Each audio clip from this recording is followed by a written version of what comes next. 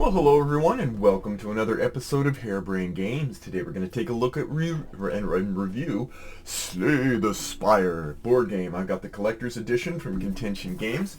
Contention Games put out a shockingly good 4X card game called Imperium Contention. And so when they decided to do this, I had full confidence and trust in their design enough to back it and give it a shot. This is a big box with a lot of stuff in it. Definitely not a game you'll want to play while riding a motorcycle. So let's just open the box and take a look. In fact, it could probably fit a motorcycle in it. Anyway, let's look. Let's take a look at what comes inside Slay the Spire, the board game collector's edition. You get a nice insert, and in those inserts you get lots and lots of sleeved cards. Yay, sleeved cards. Each of the 4 characters has their own sleeved card deck. You have additional monsters and creatures that you're going to fight over the various acts as well. You can see here that you've got some that start with, and then you've got some that you open up over time as you go through a miniature campaign.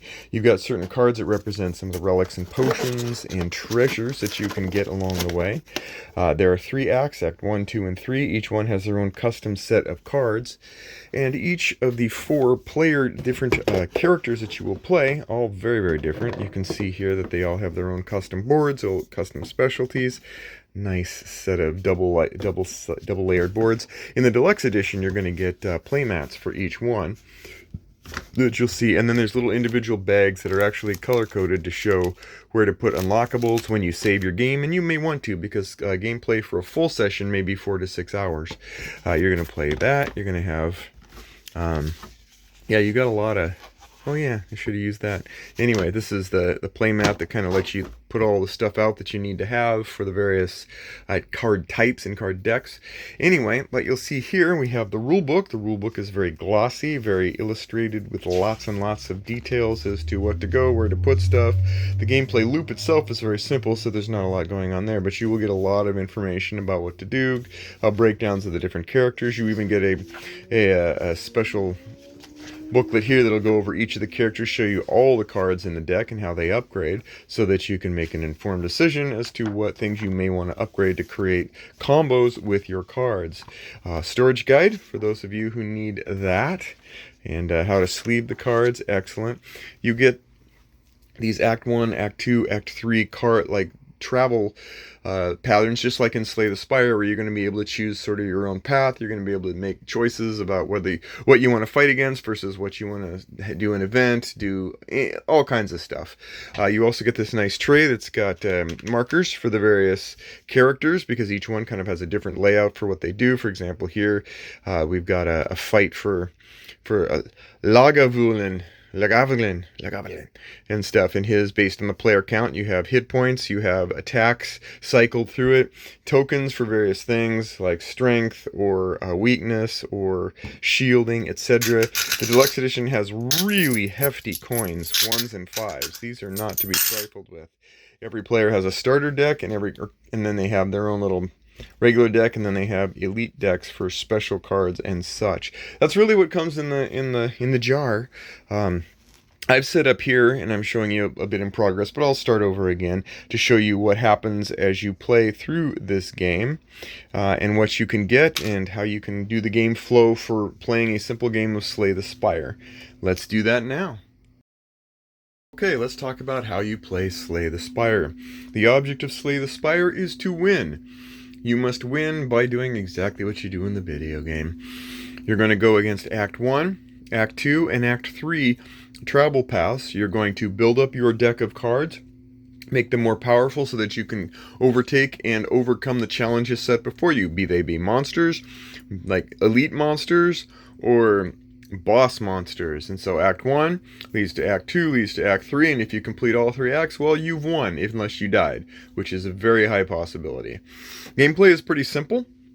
At the very start of the game, you're going to draw 5 cards, because you're going to always start off with a combat round. Now, how that works is first encounters are always here. If you've got different players, you're going to set your character up. In this case, I'm going to take on the one of the easier characters here. This is the more straightforward character. Oh, look, I made little eyes. Yay! There's other characters beyond this one. There's, I think, four. Well, I don't think, I know. There are 4 characters that you can play. They do recommend that you start with Ironclad, which we're playing here, or Silent. But there's also 2 other characters that you can take advantage of. The Defect, which is an interesting one, and the Silent. Anyway, so we start off, every player at the start is going to have their character here. Everyone's going to have their own play area. Everyone's going to have their own card deck. Life is good. We're going to do a simple starter. If you're playing solo, which I am, just to show you, you also get a loaded die relic to begin with. That's going to give you a little bit of a boost to compensate for the fact that you're all alone out there in the wilderness. Then you've got the special blueprint, which you're going to use to climb the ranks and go through the different paths. We're going to start off with an encounter right here. We have the Cultist. Alright, here he has a cult following. Anyway, and that's combat. This one's actually one of the more simple ones. It's got 9 hit points, and we're ready to go. We always start off with a combat before we begin going farther. So here, yeah, you always have. So our first encounter is the Cultist. Now what are we going to do? Well, at the start of our turn, we have 3 energy to spend. That's not going to change very much. We have no shield, and we have full health points. My special ability is at the end of every combat, I heal one hit point, so that's kind of a nice bonus. Then we draw 5 cards, and we're going to roll our dice. Now, the dice are not just for this particular relic. Some of the characters, some of the additional creatures or enemies that you're going to fight against also have determinations based on the die roll of what they're going to do, and it can be randomized, so you're not going to get the same exact experience for every creature that you take on. So we're going to roll the dice. It is a 3. Nothing happens for us. We get to roll. So we get 3 energy to spend, as you can see here, and we're going to count it down, and we're going to decide what to do. Now he's going to hit for 1. And then he's going to get a strength token. Every strength token adds +1 to every attack. So he's just going to be getting more powerful and more powerful. We have these cards. These are our basic cards that we began the game with. What we didn't do is we forgot the most important thing of all, which is the gifts. The special gifts from Niao. Niao's blessing. Niao. Niao. Alright, Niao says, gain 3 coins. So now instead of 2 coins to start with, and this will help us once we get to one of the places where we can go to the market and buy and sell, yada yada, which you'll actually see. Just flip it over and now you have a market which you can buy cards with.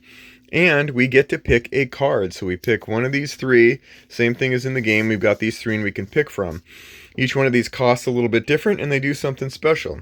This one gives us 2 special energies, so we can spend 2 more energies, but then we exhaust it. It means it's out of combat for the rest of the out of play for the rest of combat, then goes back in our deck, unlike others where you get discarded and then cycled through. We get 1, and then you can put this card on top of the pile, and it's free, which I like that. Or this is 3 attack, and each, ooh, wow, heavy blade. Each strength token that we can give ourselves adds +3 instead of +1. That's powerful. But I'm going to go ahead and do this one. And then these just get cycled through. Very, very similar to the video game. And so then we're going to do that. We're actually going to, we don't need to do that. Yeah, let's just have some fun, shall we? Then you can choose an optional thing to start with. I can add a random rare card to my deck, transform a card, which means I can get rid of a card and take a different card, because some of these are very basic cards to start with, so you might want to get rid of one and transform it. You don't know what you're going to get. Life's like a box of chocolates, and so is this game. Or you can upgrade 2 random cards. Upgrading means that you can take this out and see additional upgrades behind it. So for example, right now we defend, costs 1, and it gives you 1 defense, but if we upgrade it, it costs 2, it gives you 2 defense instead of 1. I think we're going to transform a card. So we're going to, no, we're not. We're going to transform a card. We're going to actually add a rare card to our deck. We get Juggernaut. Whenever you gain shield, you deal a damage. Well, that's cool. All right, so already I'm feeling good about life here. I'm feeling real good. And that's it. Thank you, Niao. That was good of you to make a special appearance here for us. All right, now we're going to go ahead and shuffle all of our cards. Yada, yada. Life is good. Bob's your uncle. Then we do 1, 2, 3, 4, 5. All right. Now we can start off with our 3 energy and decide what to do. Now this is pretty basic. We don't have a lot going on. This is our first encounter. They're designed to be pretty simple, just to give us a bit of a boost. So we have 3 energy to spend, as you can see here. 3 energy, no shield. This is a power which stays in play. So we're going to pay 2 for this, and it's going to stay there. And then we're going to use this for our third one, defend. We're going to gain a block, and our special power means, boom, did a damage. Oh yeah, cultist, take that. And that's it. That's our turn. Everything except the power stays in play. And we basically just play the cards, no end of turns, and then we discard our hand. Now, if there's any block tokens, any block power here, we remove them, but now our enemy goes, and our enemy says, well, I hit you for 1. Well, I absorb that with the block, and I gain a strength, which means next time it's going to hit for 2. Now we're going to do this again. Start of turn, reset to 3. I didn't remove it, but, I kind of like to just keep track of it. I don't really like that many moving parts. All right, so then we see what can we do. All right, we're going to roll our dice here. And it's 3. Again, we don't get to add shield. We don't get to trigger a relic die. All right, so this is free. So I'm going to do this, and I'm going to say, yay, I hit you for 1. So now we're at 7. I get to put this back on top of my deck. So I still have 3 to spend. It's going to hit me for 2. So I can either do 2 damage, and then absorb 2 damage, or I could do a damage and then a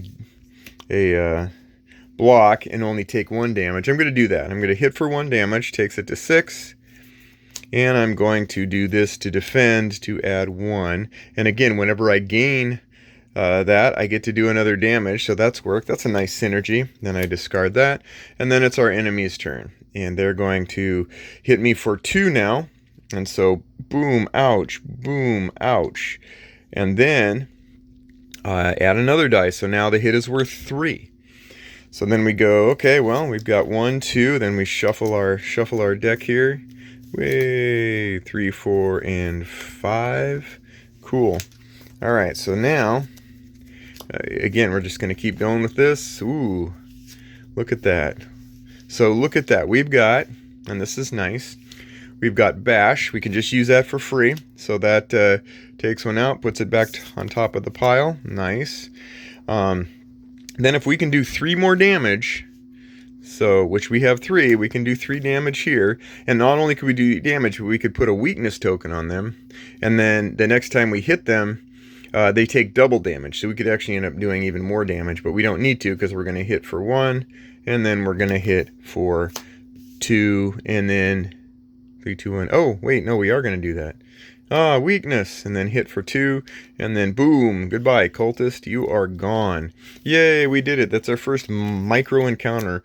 And again, this is the simplest of the encounters you're going to experience. Now, we get rewards. Everybody gets rewards. We get a coin, and we get, again, to choose a card from one of 3 that we have available. And we'll cycle them through. The first 2, the ones we don't pick, get put on the bottom of the deck. The ones we do pick get put up here. And we can look. We've got a skill. Exhaust 1 card in my hand to draw 2 cards. So that's kind of a nice thing. 3, and we already had this one. And then Iron Wave, which is nice because it gives in it. We're going to go ahead and take Burning Pact. And the other 2 get put to the bottom. Our creature is done. Our enemy is here. We're going to set him back. And again, this is just the starter decks. You're going to see a lot of different creatures and animals. Some of these summon other things. For example, this will summon not only itself, but a fungi beast minion. And that's nice. We have elite ones that we're going to go into, and then act events, which you're going to see actually now. So, at the end of combat, I heal 1. Look at that. It's as if nothing ever happened. Now we have a choice. Now all of these, we can take these 3 branches. This will get us an event, and then we fight a monster. This one gives us an event, and then a monster. And as you can see, the randomization of this makes it so that you never quite know. You never quite know before the game what's going to happen, but you do know how it's going to traverse and travail all the way up until you get to the final boss. And each of these icons is related here. You can fight an enemy, you can fight an elite unit, you can draw an event, you can use the merchant, and again, you flip it over, and then you can use that precious coin that you've been earning to buy spells and potions. Some of these spells are pretty cool. Potions are pretty cool. Like you can apply, and they're one and done. You use them and you're done. You've got these, which are nice little bonuses that if you draw your cards right, you will find yourself with abilities that give you a little heads up on some of the combat, and it's heavier. Then you've got sort of, if you beat a boss, you're going to get even cooler stuff. So nice stuff here, just really nice. Anyway, so that's that. We did that, and again, let's just do one more thing. We're going to do an event here. So we draw an event, and the event pretty much just tells us what to do. You happen upon a group of spirits dancing around a large bonfire. As you approach, they turn to you expectantly. Offer, remove a card. Okay, if it's uncommon, heal 3. If it's rare, heal to full. If it's a curse, lose an HP. So you can remove a card. So you go through your deck, you remove a card, and you can heal. But removing a card is also pretty cool, because you might have ones like, hey, like, I'm not going to be defending much longer, or I'm going to be upgrading some of my defense to make up for it, etc. And then you move on to the next thing, and the next event, and the next character, etc. And that's the game, really. I mean, there's really not much more than that. It tries to be very, very true to the roots of the video game itself. You're going to go through this deck. You're going to go eventually take on the monster, and when you do, he's going to have some hit points and some special abilities that are going to knock him out. I didn't show you this, but during a turn, you're going to cycle through and just keep cycling through. Dazed is a way to slow you down, and then hits for damage and dazed, then hits for mega damage, and then on death at the start of the next round you summon a large, these 3, and then you have to take them on. Typical boss level stuff that and then nice rewards at the end. That's it. That's the essence of the game. There's not too much more than that. Stays real smooth, stays real just kind of indicative of the video game experience. So anyway, let's get into my final thoughts on Slay the Spire, the board game. Okay, final thoughts on Slay the Spire. Slay. Alright, first off, as always, we go into the cons first, then we go into the pros, then we go into my final thoughts. One of the cons, I think, that I would note is that folks looking for a transformative experience from the digital version will probably not find it here. If you're looking for something revolutionary or innovative that branches away from the specific flow of the game on the digital format, this is not the focus of the game. The focus is almost a direct-to-video translation of the video game experience to a board game experience. I know there are some games that kind of take that approach, where they take the idea of it and transform it. This is not it. The other thing is, setup is never going to be easier than the digital version, and so if you're literally interested, you could go to Slay the Spire, click the play button, be in there. It's going to take care of a lot of the stuff behind the scenes. The board game is not going to do that. Like, it just can't. Like, it's just not. I didn't find it as cumbersome as other people did, but there's a mathy element that's not going to match the computer doing the math work for you, and so that too is going to be something to just think about when you're considering purchasing it or finding it when it goes out on retail soon. And finally, there is the reality that the price point it's steeper than just a card game person would probably want to pay.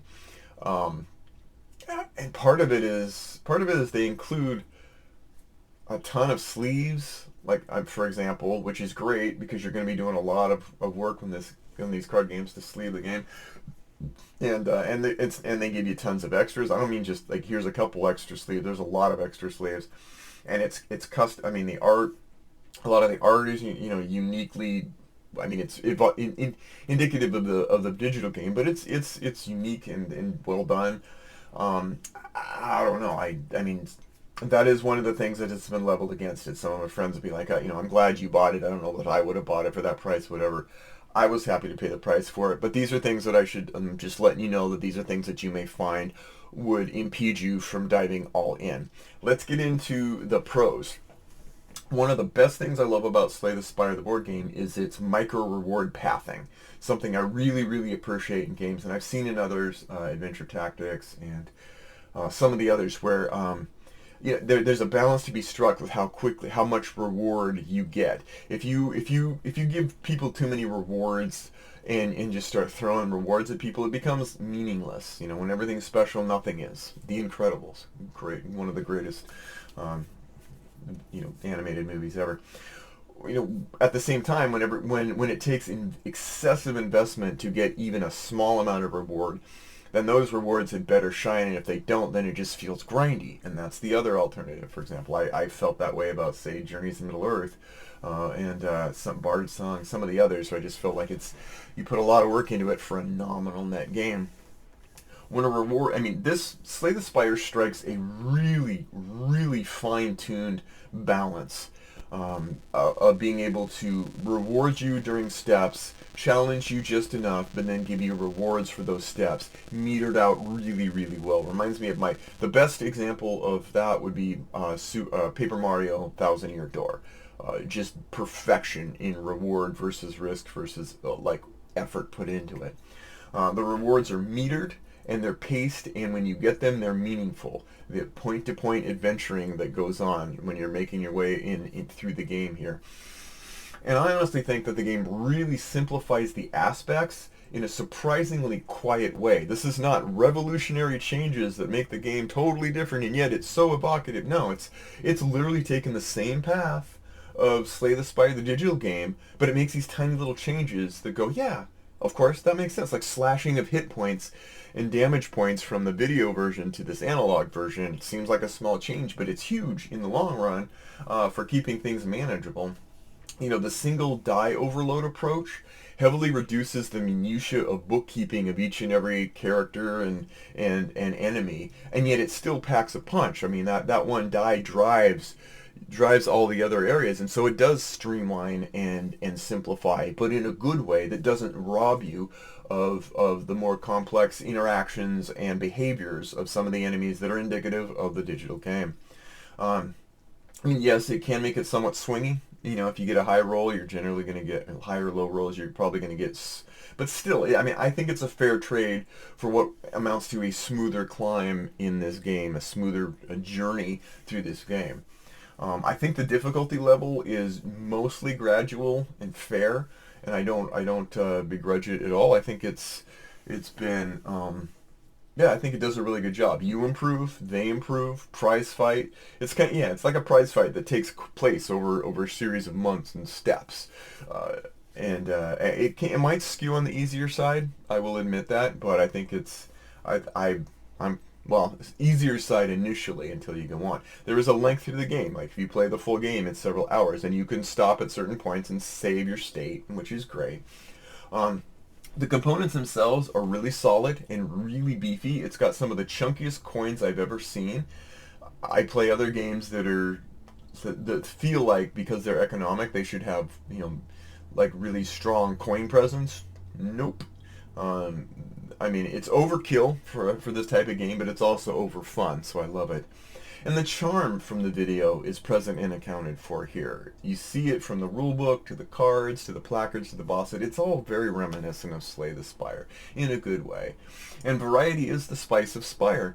There's very different play styles for all four of the characters. They're not just carbon copy, cut and paste, with different haircuts at all. I mean, the bonuses and the card upgrades, they arrive at this varied cadence, and the upgrade choices and bonuses are sufficient to make way for a different run each time. You're not going to get that much similarity between runs that you're going to feel like you're just redoing the same thing over.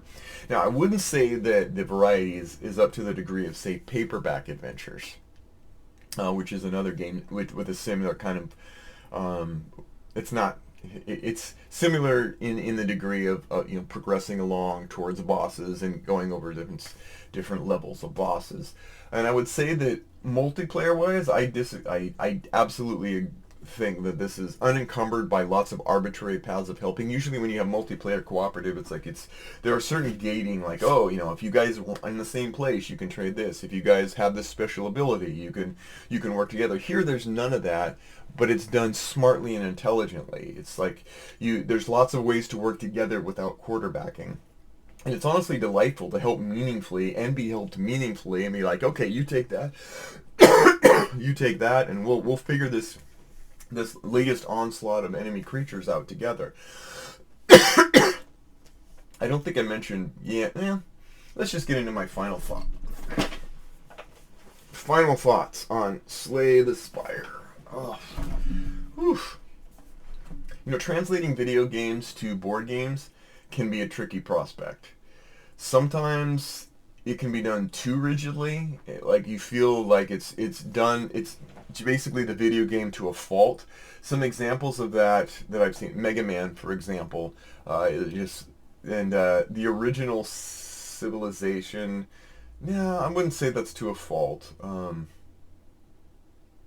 Yeah, no, I would say that certain games are rigidly defined in the ways that you'd be like, I am playing the video game as a board game.